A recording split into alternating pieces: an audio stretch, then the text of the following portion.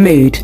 We're relatable as fuck. Is it? This is the 8th. We're in 8th of January, and the first ever podcast that we're testing out. It could go either way, right? the pilot episode. I'm so sorry as well. It's like 9:30 on a Monday. This is probably like the last thing you running back from the gym as well. I'm like still sweating and everything. You've literally had a day. I'm going to start with an easy one as well. This is a really easy one. What would be your death row dinner? Oh my God. Actually, okay, I actually do know what this one would be. This very traditional old school, because I'm Greek Cypriot. My granny, which we say yaya. So my yaya used to make this meal. It's moussaka. It's moussaka for those who don't pronounce moussaka. Moussaka. Moussaka. Moussaka. Okay, yeah, you know that. So it's moussaka, and we've like never had it anywhere. Like I refused to eat anywhere else. I always like went to her recipe and her recipe only. And like she passed away like it'll be 2 years this year, but she always made it like the best. And like that was always like if I ever went around and I wanted something to eat, that was like the one thing I wanted to make. So I would say that like would be my go-to meal is like the last one. I like all food, but like that's like that's home. It's homely, warm, loving. Like it's love in the plate. So yeah. Excited to have our first guest. Yeah, I'm very honored. First guest. I'm so excited to be here. Do you want to tell everybody a bit about who you are, like, and what you do, and just, I mean, we invited you obviously because one, you showed interest in wanting to talk about friends, but obviously you are an unapologetic coach and you're all about confidence and all that. So I'm going to give you the floor to introduce yourselves to everybody and a bit about who you are and what you do. Thank you. Yeah, so my name's Robin. I am the unapologetic coach. And yeah, Lex and I met on a fitness journey, which we're still very much on. It's very exciting. We met each other doing this whole photo shoot, which was about body confidence, like pushing yourself out of the comfort zone and loving yourself, like no matter what part of the journey that you're at. And it was a really fun day. And we had this photographer called Ben. He was brilliant, a little bit scary, but he was brilliant, so friendly. And Robin and I, the reason when I knew that Robin and I would get on is that there was one bit where Ben was kind of like telling us to do something. We were both like, yes, sir, like kind of whatever. And then both of us at the same breath, like we didn't even think about it, both went, yes, daddy, as like a joke. And we were just like...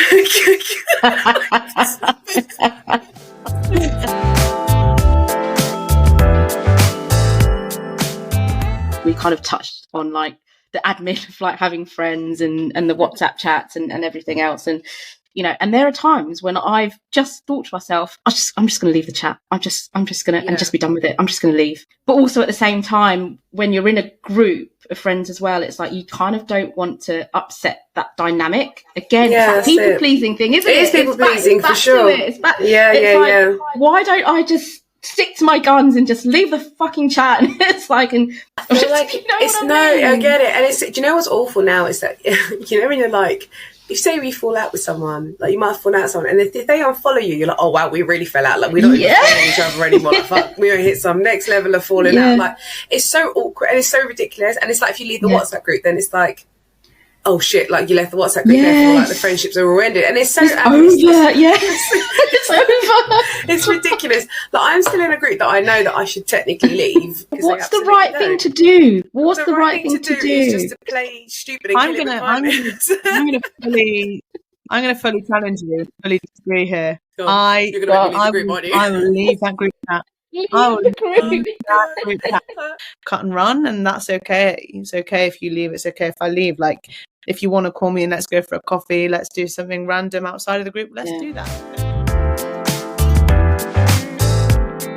Are we allowed to talk about certain situationships? Like, whatever one you want to talk about with us? We're like your agony aunts here right now. So.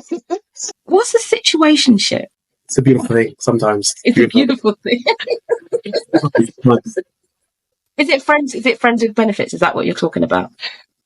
I'm going to say, for me, I'm going to say what I feel it is, and then Lex, if you want to, you can say your side as well. You know, situationship, myself and a woman, basically, we don't want the full, like, gist of a relationship, but yet we want the benefits possibly of a relationship, you know, where we spend some time with each other, whether it's at her place or mine, a lot of sexy time, you know.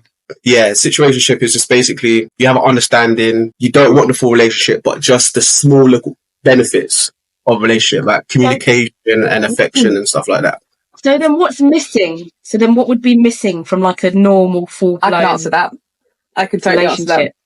All right. So my understanding of a situationship is exactly pretty much what Jamal said. It is basically getting all the benefits that you would from somebody that you would a relationship, but you are not actually in a relationship with this person. You get all the benefits. So when it's on your terms to go and see them, like have like sexy time with them and all that shit, all on your terms. I hate to say it, I think from my understanding and from previous experience, it's definitely one-sided. I think that is more on one person than the other, and that's why a situationship. And the reason why it doesn't escalate, okay, fine, sometimes maybe not. Most times, the reason why most times it doesn't escalate is because one of them doesn't really want that person. They like everything about that person, and they can say, I really like you, I think you're this, and this, but there's just something missing. There's just something, which means that that is the problem. And the reason why they won't get rid of that person is, why would they? They've got fucking everything given to them on a plate. Like they ain't going to get rid of that. That's easy for them. But so they won't commit at the same time. So like you said, they'll be like, oh, nice. And then one of them's like, should we go out and do this? Nah, I'm busy. Like when I'm ready to, when I want to see you, I'll see you. You don't, that's my understanding of a situationship. I've never known a situationship really to end well. Like from my understanding, it's always someone gets heartbroken. It's a breakup. It's a breakup. When it ends, it's but then a proper breakup. Like, from, I guess, Jamal, question for you. If you've been in situationships before, if that person, if you're like the one who's in control and is like, I don't want anything more, and that other person does, if that person then is like, all right, laters, and they leave, do you then regret? Do you have regrets after that? Like, oh, maybe I should have been with that person. Like, has there ever been a case of like, I fucked up with that one, I let them get away? One person where it started off a situationship, had a contract, we both signed it, we were fine with it and everything like that. Down the line, she did ask me, and she did say she wanted more. I will never forget this. And then she was just like, oh yeah, like I really like this, I want more. I don't think so. Like, and she got upset about it, and then she just slowly started to withdraw the Friday night shenanigans, and then the phone calls lessened a bit more, and then she was on and off again, and then it just we just had one big bust up, and then the goodbye sex, and then we've both been blocked ever since. Do you have any regrets about that? What are they? I did it. One, I'll be honest with you, it was outstanding sex. Outstanding. And she was actually a very nice woman. She's a woman that was basically holding her family together. Yeah, and because I saw little things like that, I was thinking, oh, you're a good woman. Like, you could actually be a good wife to someone. You could be possibly to me, but there's more to it, which I'm not going to into. But I did see little things where I'm thinking, oh, it could develop into something. But because of what was going on, because of how I reacted to her initial question, I see why she went on her way and I had to go my way and stuff. So yeah, there's a little small regret for that lady down in South London. Oh god, there's so many. Oh my god, like online dating. Like there was definitely so many dates sticking back, and I was like, the fuck did I go on a date with that person? what was I thinking? Like, he did. I remember making a mistake once going on a date. Listen, the guy was really sweet. We went to cinema, and I was like, can we go halves? And he was like, no, please don't be paying. I was like, no, please, I insist. And then he went, all right then. And I was like, fuck, I could have just. I was too polite. I was like, damn it. Bless you. He was very sweet, but I just he was all chat on the phone, and then went to cinema, so we didn't talk for like 2 hours. But like after that, he was really quiet in general. Like he was just very quiet. And then I was like, oh, maybe like this isn't going to work, kind of thing. And then it was so funny because when I went off, this is not even the one that is the bad example. After like a couple of months or whatever, like a year or two, like obviously I'd come off Plenty of Fish, and I went back on it again, and he forgot that he had taken me out on a date and was like, oh, you know you've been on a date together, right? And he was like, what? He's like, did we go cinema? And I was like, yeah. And he's like, do you want to go out again? And I was like, no, sorry. So that's my bad experience. This is what I mean. I had lots of dates where I was like, oh fuck. What about you, Jamal? Best and worst experiences? Oh, that's funny. But only like 2 people know, and like obviously this is okay, you got stood up. Okay, go on. Sorry. So the only one I was speaking to, even FaceTime as well. We're talking FaceTiming, And it was like every night and stuff, and every day we were talking real good stuff. I'm based in London, she's in Wales. Not bad, catch a train down there. But like we just agreed, like, let's go to Liverpool one day. And I was like, okay, cool, no problem. Again, we're still talking and whatnot. The day's come now. We're still talking. She said, I'm looking forward to it, can't wait. I booked a hotel and everything. Asked me why I didn't book a train. For some reason, I decided to book a coach. Booked a coach. Yeah, basically, on the day of going to meet her, messaged her, no response. I'm on the coach now. Like, I'm on the M25. Yeah, like back to the M25, about to go into the M1, head up north. Messaging. Like, the messages are just left on grey. I'm thinking, what's going on? So I decided to make a phone call. Ring, to the point it started to go to voicemail. I said, oh my God. I've been stood up and I'm in the middle. Mate. Yeah. Legit. Off the coach. Direct one, yeah? If I direct from London, Victoria, Liverpool. Yeah. I'm fuming. I'm on this coach thinking, I've been stood up. I'm calling, nothing. I'm so happy. The one thing I'm happy about is the hotel was refundable. So I was able to get my refund. But I had to make a journey back from London, back from Liverpool. That's been my only worst dating experience, if I'm honest with you.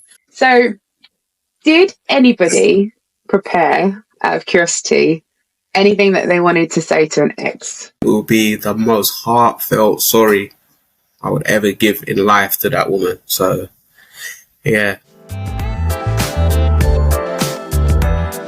Yeah. It's like, because if you can't love yourself, how in the hell are you going to love somebody else? Can I get an amen? That's Up in here? Like, it. She's got it. A week later, I've got it. She's fucking got it, honestly. She's got it written down on her hands. Yeah, definitely. I've got it. I've got it. Line. Someone give me the line, for God's sake. A lot of it as well, I don't know, I don't know your like background and stuff, but a lot of it definitely escalates from your parenthood, like your childhood and stuff. 100%. Yeah. And I feel like, so my mum and dad, do you know what's, it's going to sound really sad when I say this, but actually experiencing stuff looking back now as an adult, don't think I actually knew really what love was, right? Because, so I had like, my parents divorced when I was really young. And my dad just wasn't a really good parent. He wasn't really there and stuff. He wasn't a good dad. Like, he's got better as he's got, like, now it's not, when I say better, we're good, like, it's okay. It's not ever going to be how it was. Like, it's, you know, I don't want it to be like that. I'm at peace with it. Yeah, I worked on me to understand him better. I think that's the nicest way of putting it. And I also understand that he had a hard life too, and like that obviously carried on down to having children, and then he's never going to listen to this. Fuck it. Yeah. Me and my dad issues. I'm worried he's not even going to fucking listen. Like, he's going to be like, for fuck's sake. But no. But like, yeah, so my parents divorced like when I was really young, and like my dad like really fucked my mum up, like, you know, lived in my grandparents' house for like 8 years. We would have been homeless without them, like 7 of us, 3-bedroom house, all that shit. But I'm grateful for that, because I wouldn't have had that relationship with my aunties and my grandparents if that wasn't, because we all lived together, so I wouldn't have had that. So I'm grateful in that respect. Everything works out in some weird way, right? But like with them, you know, that was never quite right. And like my grandparents like loved, they like had a love-hate relationship. Like basically they met by seeing a picture of each other, and then like that was it. Like they did love each other, but they didn't love each other. Like I say that with the nicest way possible. Like it was a love-hate relationship for definite. So like having that already alone is kind of the grounds of causing maybe problems when children are involved, etc. Yeah. Plus my dad then having, like, me and my mum and dad obviously having my brother and I, like, and my dad like not really being there and stuff and all that, it just has a knock-on effect constantly. So then when you go into relationships and you don't really, and it's so messed up, but it's so true, you're going based on what you know and what you understand and how you are treated by your parent. So then you 100%. Think that's love. That must be love because they're paying me a bit of attention, even though they're probably giving fuck all. Like, and it's only something I've come to realise, like in the last maybe 10 years as well. It's like how much actually the way that my parents are just as affected just everyday life and how you kind of see things, friendships and things like that. And and we don't blame them. Like we don't. It's not like it's all their fault. Like everything that's wrong with me is my parents' fault. It's like no, but it has an element to it for definite of where we're at. But like, what about like with your parents and that? Like for me, what I've kind of noticed is I've not really been really close to my mum. Yeah, and I never really got it until my mum came from the Philippines to the UK. She hadn't been here a year and her dad had passed away. And she, because of the time that she'd been in the UK, she couldn't go back to say goodbye to him. And she said to me once that the way I treat you and your sister and the way, it's not because I'm horrible, it's because if I die, or when I pass, it's very morbid. If I die, I don't want you to feel the hurt that I felt when my dad passed away. So interesting. It's deep, and so so she shows her love in a very, very different way. Now you know that's the reason why. Like, how do you feel about that? Now I've kind of I've accepted it. My dad's been very patient and very I don't know what the word is, but he's always tried to kind of make me and my sister realise that she does love you, just in her own way. Yeah. That's it's crazy that she like chose. That's not even her love language, right? She chose to love you that way. That's like she made a choice. Like that's really interesting. I don't even know what to make of that as such, because it's like, okay, well at least you know. Because we were talking about pet peeves for everyone who's listening, they wonder what the hell we're talking about. Thought it would be fun for a laugh to get our partners to write 5 nice things they like about us and 5 things they can't stand about us. I'll go first. Do the first one. Yeah, this one's a long one. Maybe it's a. Ooh. Go on.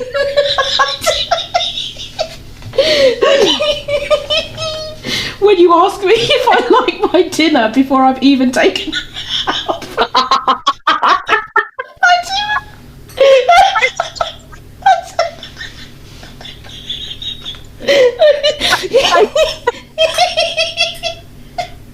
He sits down, he likes to settle down and sit down and get everything in place, get all the sauces in, get the knife and fork, get comfortable before he's even taken them out on. Is it nice? Natalie, do you like it? Yeah, do you like it? Yeah. I did the exact same. And I'll then go into, and he does it too, and it is funny, you then go into detail what you did. You're like, oh yeah, I did a bit of garlic and I put in some salt in it, salt. I don't know, I don't like it. I don't know, what do you think? And you're like, I'm not too sure. Yeah, or I'd be like, do you want some more? And he'd be like, nah. I'd be like, do you not like it? Why do you want more? One more here, actually. Go on. I knew I was dreading this one. Oh no. Okay, so this is about the clothing again, but I've got a really bad habit when I get undressed. It's that I kind of push everything off all in one go.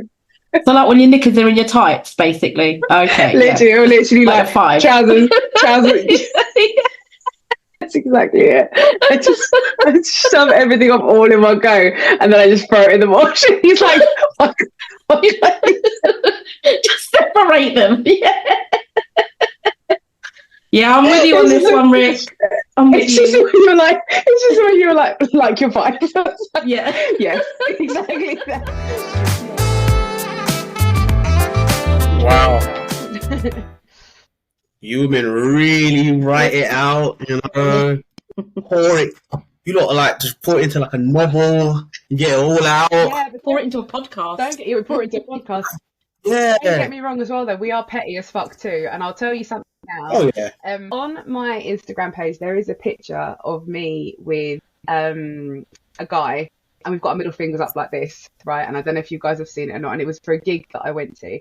Now, this person is a singer for a Canadian band, like heavy sort of indie music, I would say, and then one's a bit more like chill vibes. And I only know about this singer because this ex introduced me to him in the first place.